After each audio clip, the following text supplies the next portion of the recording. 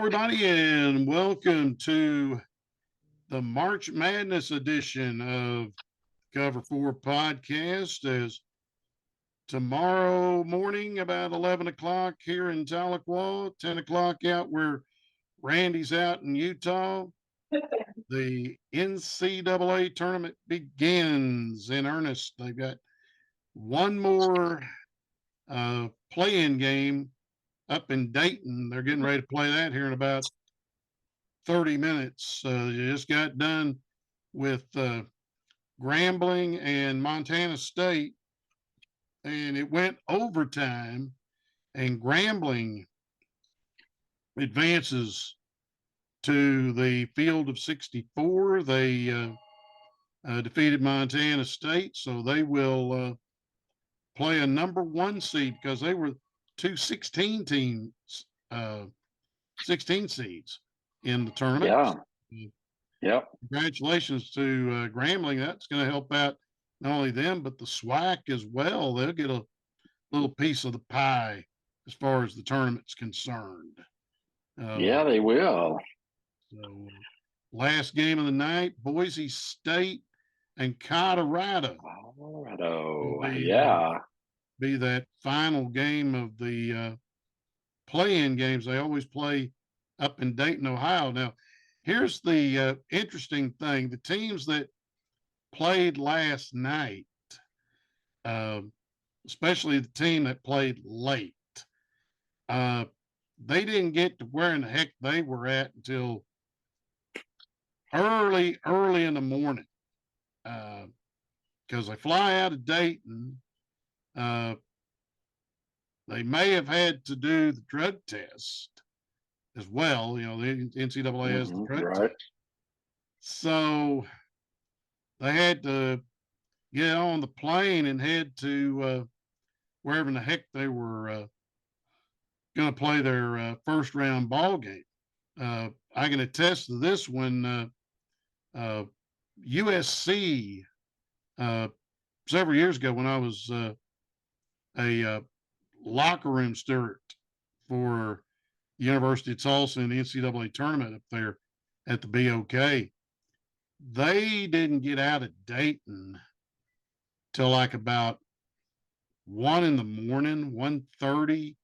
Got into Tulsa about 3:30, 4 o'clock. They stayed across the street at the DoubleTree, and then they had one of the later practice sessions.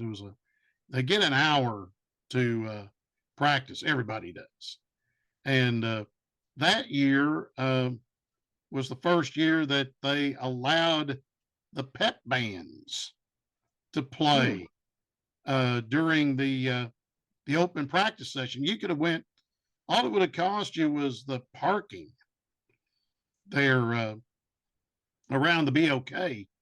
There was no admission charge, and you could have watched everybody practiced. So, excuse me, in Southern Cal, all they did was shot. They didn't go through anything practice-wise, you know, with who they were going to play in the first round.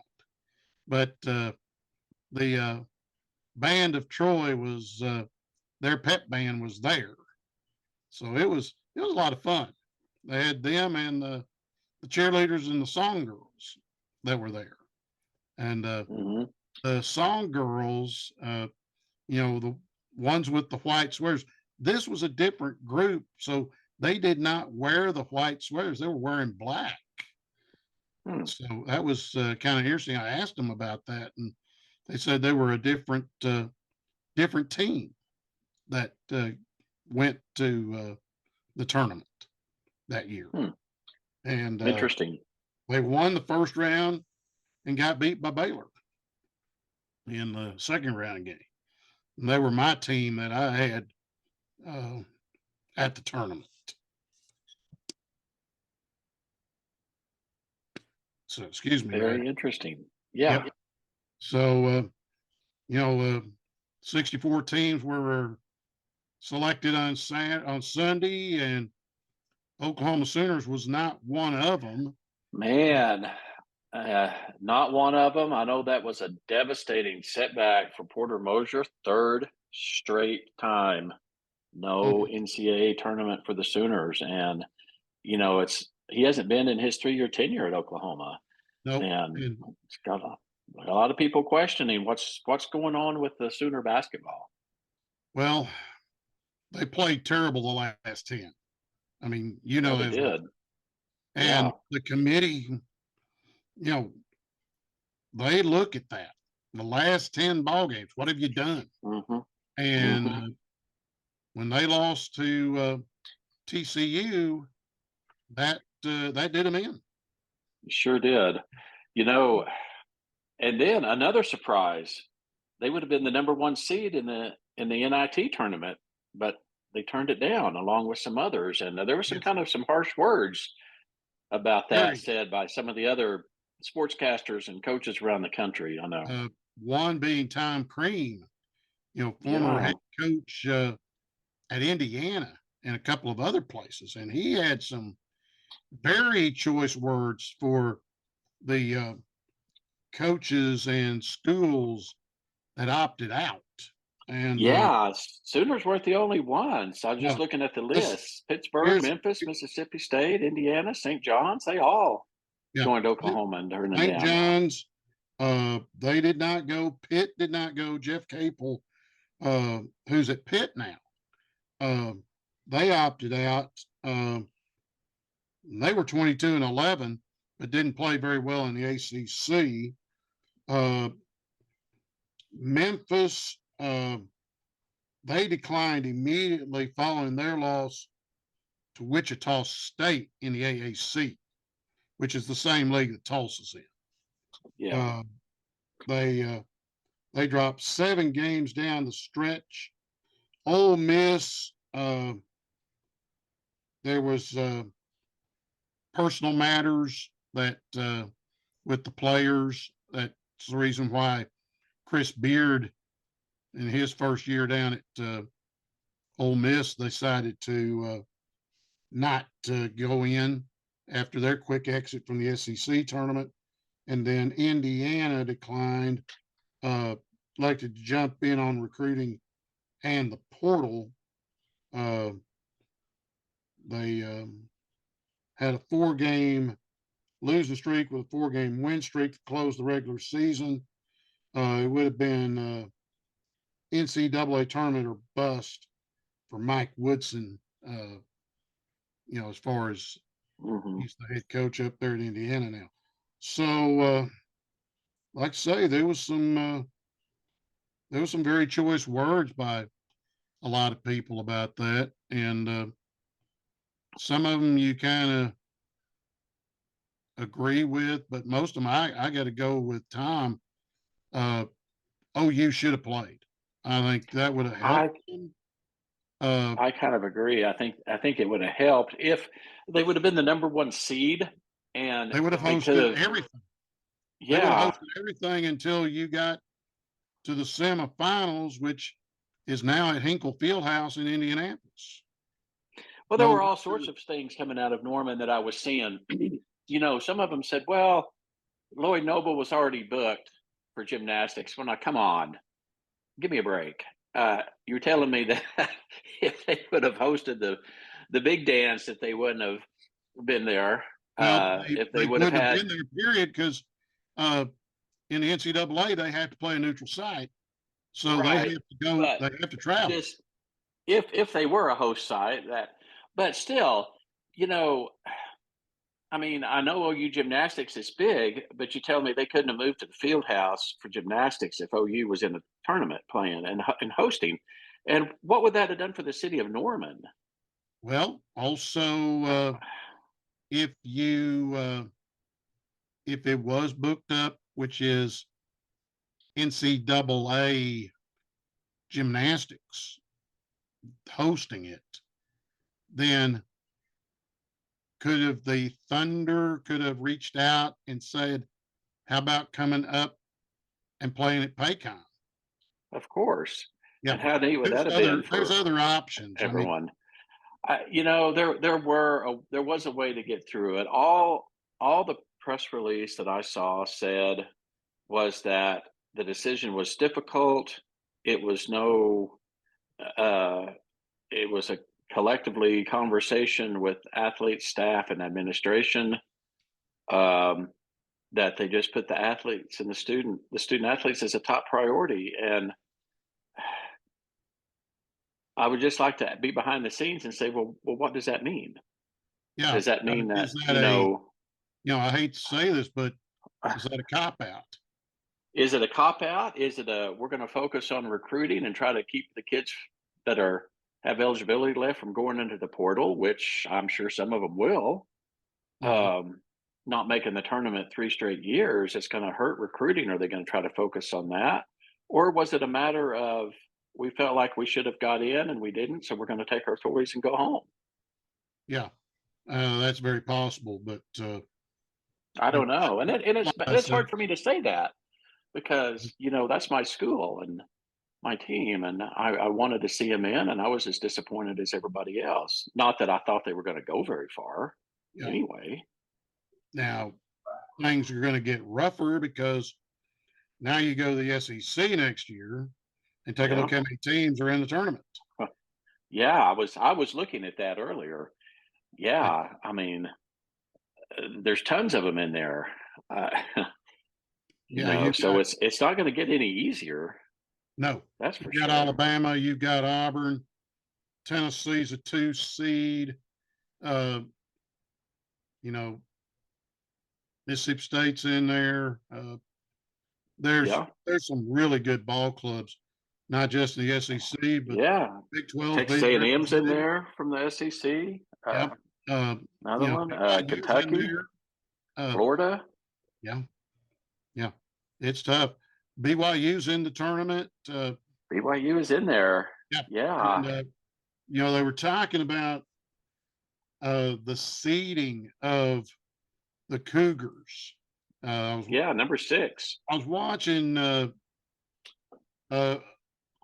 channel that your late brother used to watch, and I still watch it, TVG, which is horse racing channel.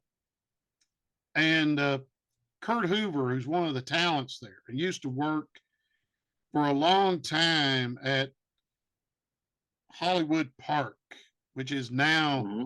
SoFi Stadium.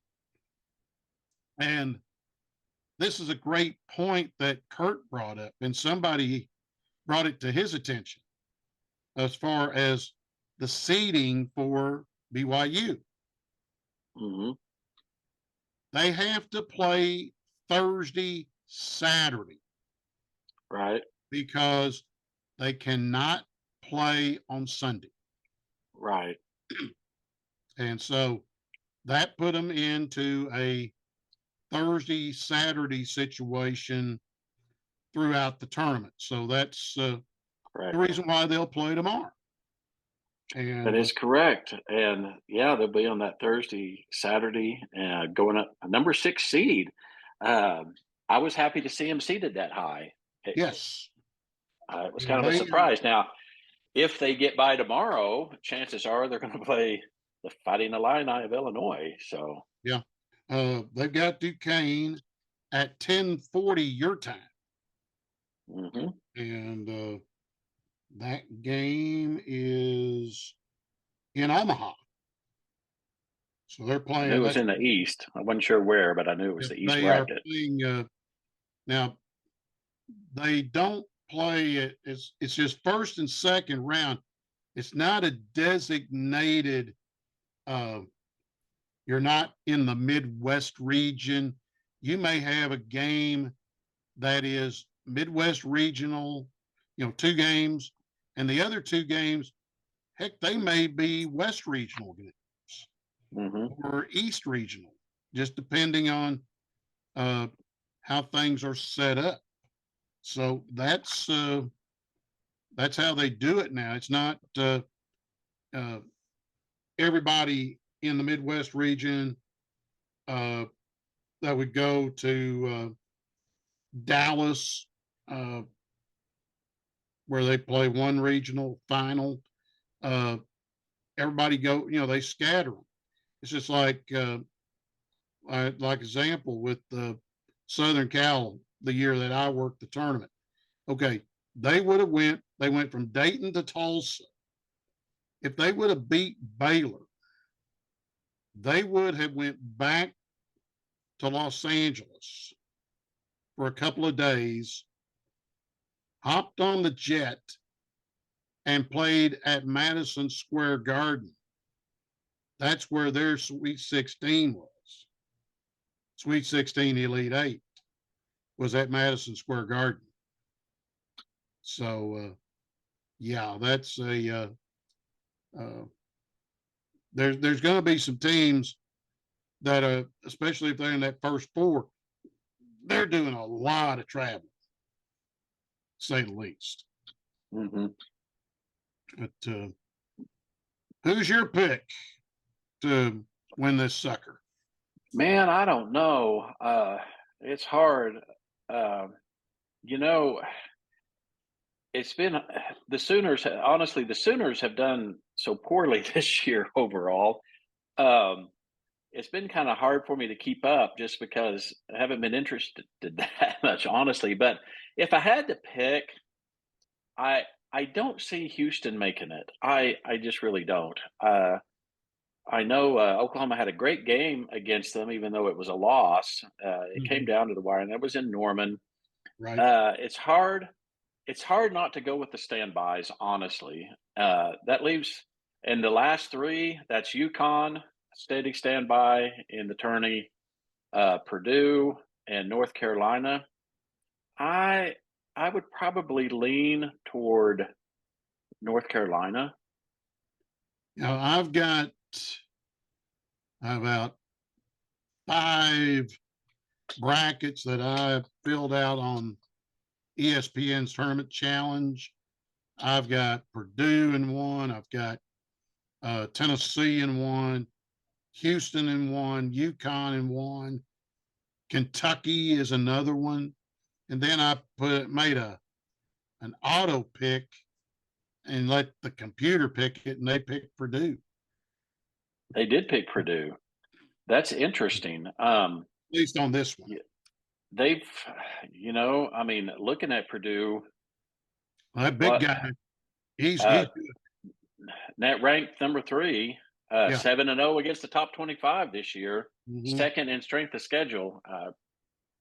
Very well could be they're 29-4 overall. So So we'll just have to find out.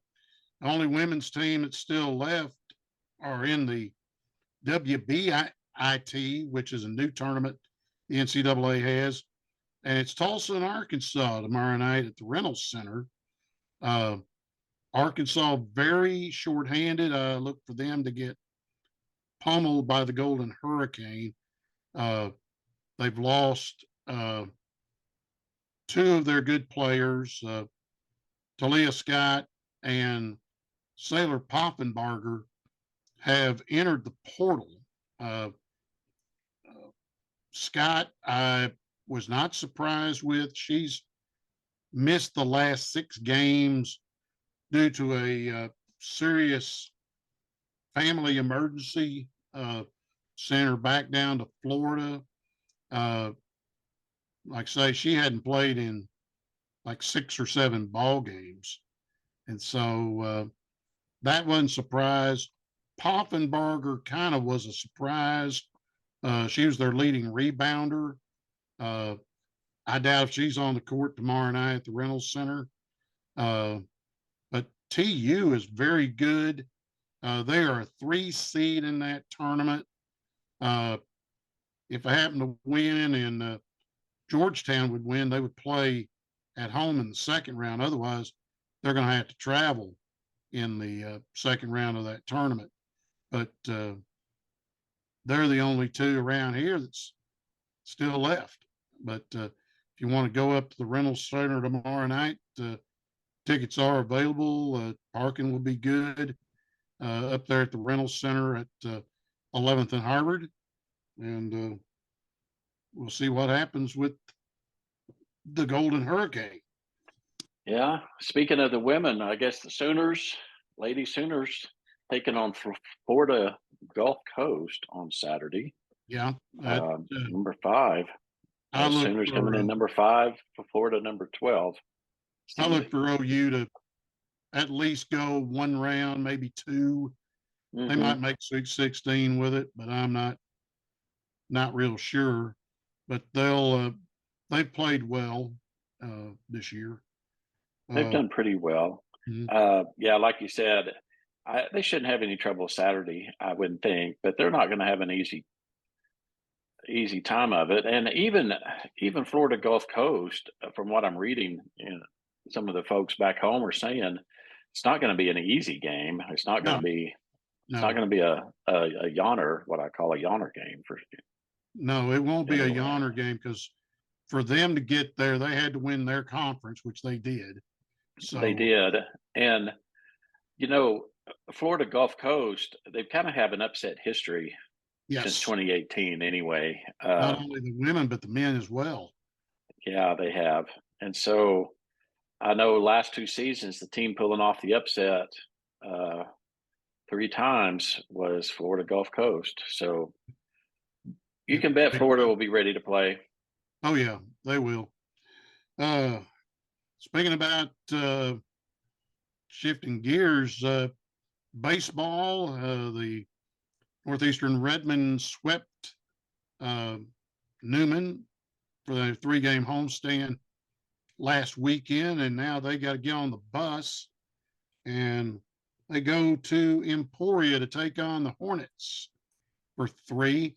And if they could win those 2 out of 3 or even all 3 games, they're sitting at a point where they could get back into the race to possibly get in the top 8 and make the MIAA tournament with a month left to go.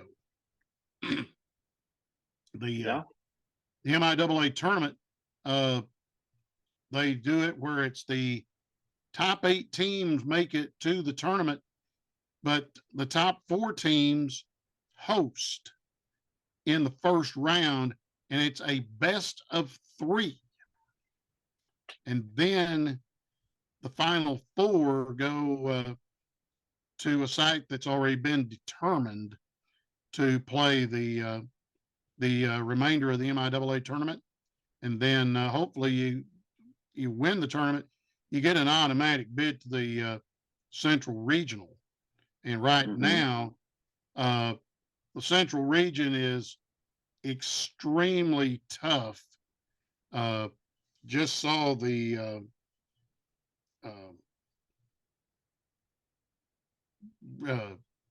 National Collegiate Baseball Writers poll, and let me try to dig that up here because I get that from the baseball writers every week.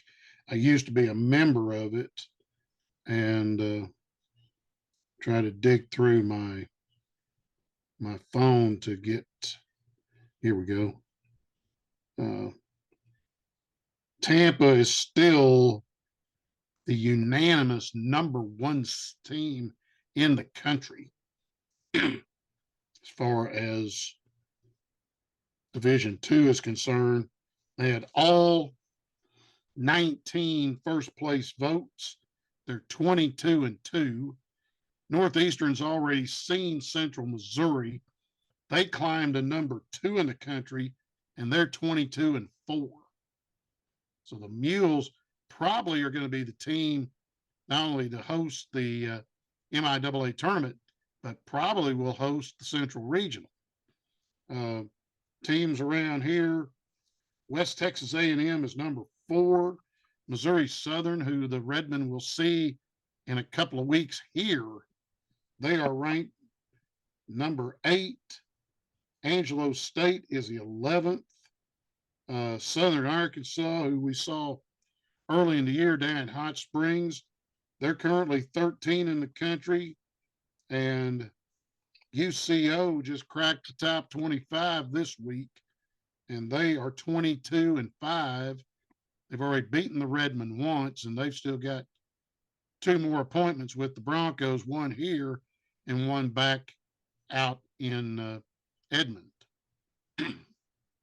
So that's going to be quite Interesting. to say the least. The go back and pull the Lady Reds up, and While you're doing that, I'll pop in and talk about the Lady Sooners and softball. Yes. Number one, I did not. I knew they were winning big. I did not realize this. Do you know in their last 5 games, the Lady Sooners have outscored their opponents 64-5? Woo! Ouch! I know that is crazy. That is. They beat Tarleton State 12-1. Texas Tech 14-0. Second game against Tech 15-2. Third game against Tech 11-1, and then UT Arlington 12-1. 64-5 in the last 5 games. Now they've got the brunt of the Big 12 coming up in the next couple of weeks, playing Kansas and Baylor. Baylor's going to be the good series. Yes. Baylor's number 9, and that's going to be a good one. And that's in Norman. But it is in Norman, and that's going to help. However, I didn't know if you had seen that the team captain, the Sooners team captain, one of them, is kind of day to day with her knee. Ooh. I didn't know if you'd seen that. Kinsey Hansen. No, I hadn't seen that. Kind of got a little bit of a knee injury. And so we'll see if that makes any difference for him, especially with Baylor coming to town in a few days.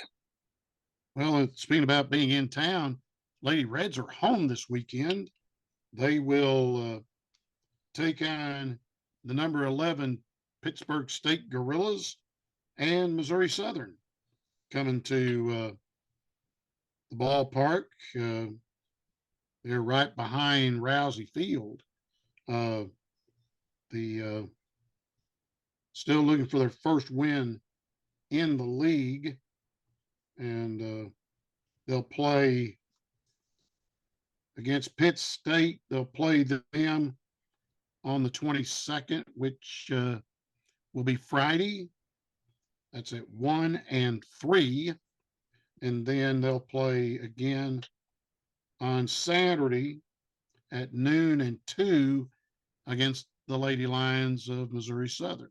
So if you're not doing anything, go up there and support the Lady Reds, the softball team, looking for their first win in the MIAA with the new head coach. So we'll see how they do.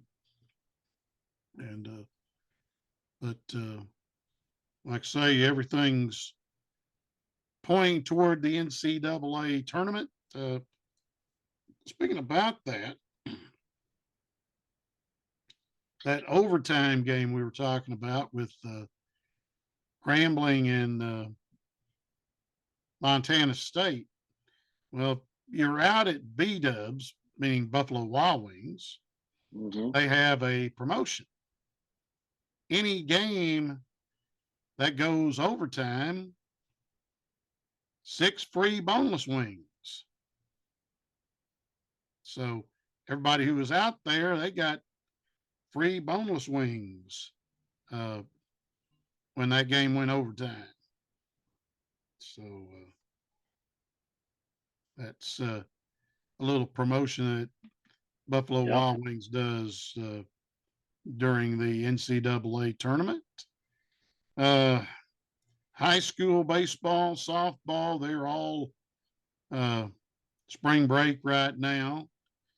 Some of them they've traveled. Some of them all the way down into Alabama and Mississippi, down on the Gulf Coast, to play baseball, softball, even soccer. One soccer team, old School Hilldale, they're down in Gulf Shores playing in a soccer tournament down there during the spring break. So kind of everybody trying to find 3 ball games and find warmer weather. So be kind of interested to see how the teams around here are doing as far as Keys and Sequoia, Tahlequah, and the team that's really good is Fort Gibson. They're always really good. So we'll just have to find out, see how they're doing as we get near the end of not only the spring sports but the school year. That's coming up here pretty soon. Speaking about one sport it's not sponsored by the school, but they have a fishing team. I'll give a shout out to Lane Grogan and Cade Stacy. Cade used to live across the street from me.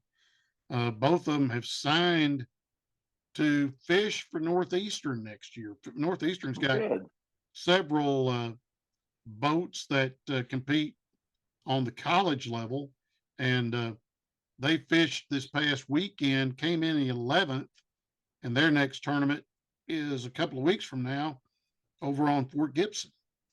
And they have both done pretty good. They've fished in the final tournament last year. So kind of watch for them, and also get on Bassmaster.com. The big one is in Tulsa, in fact, on Grand Lake. The Bassmasters Classic is on Grand Lake, and then they bring them back to the BOK for the weigh-in. Awesome. And one guy that we know, Jason Christie. Qualified for the tournament. He is a Bassmaster Classic champion. He has won the trophy and made the lap around the arena with the American flag. That was 2 years ago, and hopefully he gets to do that at the BOK. Hope so. That would be fantastic. And fantastic. Yep, you can see the weigh-in on Bassmaster.com back beginning tomorrow, and then it'll all close up on Sunday. And if you're up there in the area, you might, if you're a fisherman, you might want to check out the show there as far as equipment and all that, and even see Mr. Houston. I think Jimmy's going to be up there during the tournament. That would be fantastic. Oh yeah, love Mr. Houston. Oh yeah, great man. Great man. We'll be hitting 80. This summer. Jamie posted that he'll be in town and when he hits the 80 mark. So I'll have to find out when that's going to be later on this summer. Well, that's about all I've got. I've got, talking about the big show, one last thing I want to talk about. Yeah. SEC released the schedule for Oklahoma. Man, if you are a college football fan and you just like big name brands, wait until you get to 2025 in the fall in around Norman, Oklahoma. Yep. Fantastic schedule for the college football fan. Brutal if you're a Sooner fan. Of course, SEC, week in and week out in the SEC, it's a big game for them now, starting next year, with Alabama and Auburn and Ole Miss and Tennessee and, but LSU, next year, they're getting basically that same setup for 2025, just reversing. Yeah, Auburn, LSU, Ole Miss, but an old Big 8 rival, Missouri, even a Big 7 rival way back in the day, Missouri coming back to Norman. Be kind of fun. Away, they're going to Alabama, South Carolina, Tennessee, and of course Texas at Dallas will be an away game for them that year. But getting to go to Alabama and Tennessee, and having LSU and Auburn and Ole Miss coming to Norman, how fun is that going to be? But along with the non-conference, Michigan, the Michigan Wolverines coming to Norman September 6th, the second game of the season. Talk about a brutal schedule. It was kind of fun reading some of the comments. You've seen everything from fans, both OU and non-OU fans, posted on SI, but one of them was it's beautiful, and the other one is it too late to back out? Yeah, it is too late to back out. But already picking, good to go, win 4, win 7, win 10.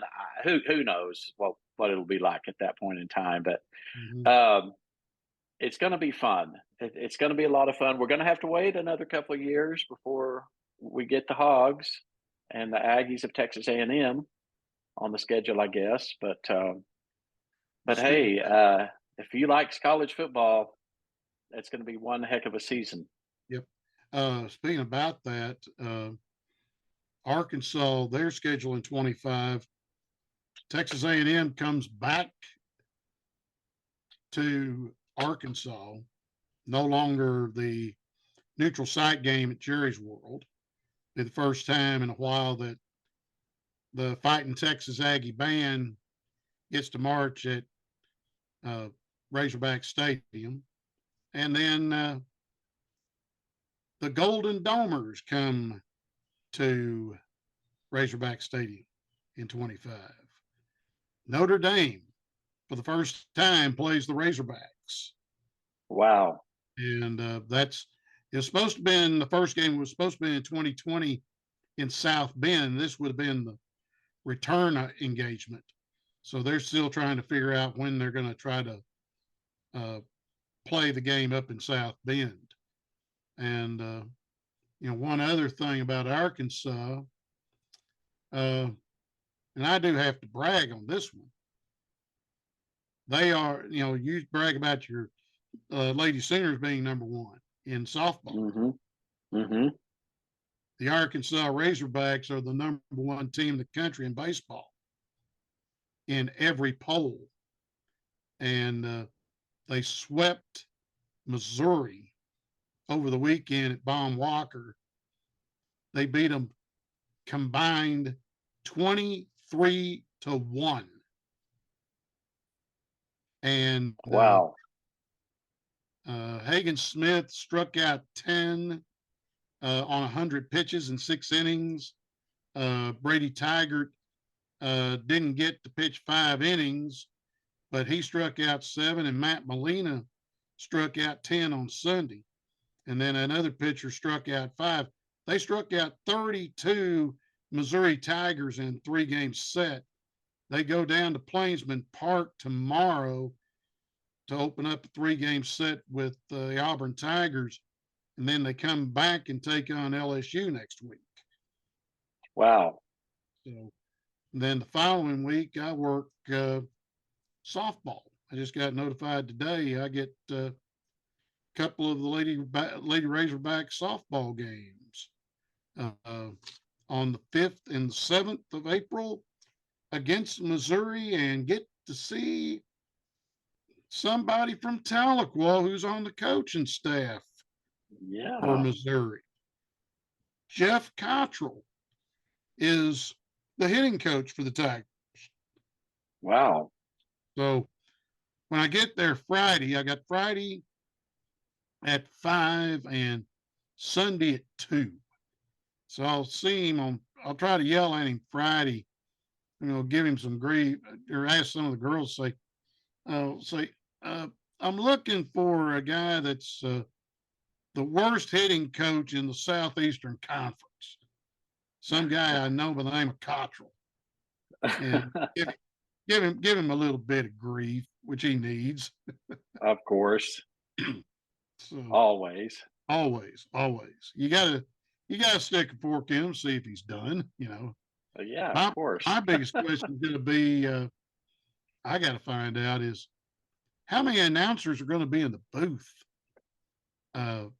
Because that TV booth is cramped. And if we're doing three, I have to take a stadium chair because I got to sit on the steps because I'm doing talent stats and they call it booth coordinator, stage manager. So that's what I've got to do for 2 ball games. So to be on SEC Network on Friday, and I believe it is also on Sunday. Let me pull up the Razorback thing here. I got, both games on the SEC Network. Saturday's game is going to be digital, and they're playing that at 12 noon. So it's 5, noon, and 2, 5th, 6th, and 7th of April over in Fayetteville. And it's like baseball, one of the toughest tickets to get over in Fayetteville. So, but that's going to do it for this week's edition of the Cover 4 podcast. Next week, we'll take a look who is in the Sweet 16 and discuss the upsets that may occur. So it's one of the things that I love most about the first and second rounds is watching the upsets. Yes, the 10, 11, 12, 13 seeds pulling off upsets. Yep. That's going to do it for this week. For my partner, Randy Gibson, I'm Jim Trickett. We'll see you next week on the Cover 4 podcast. So long, everybody.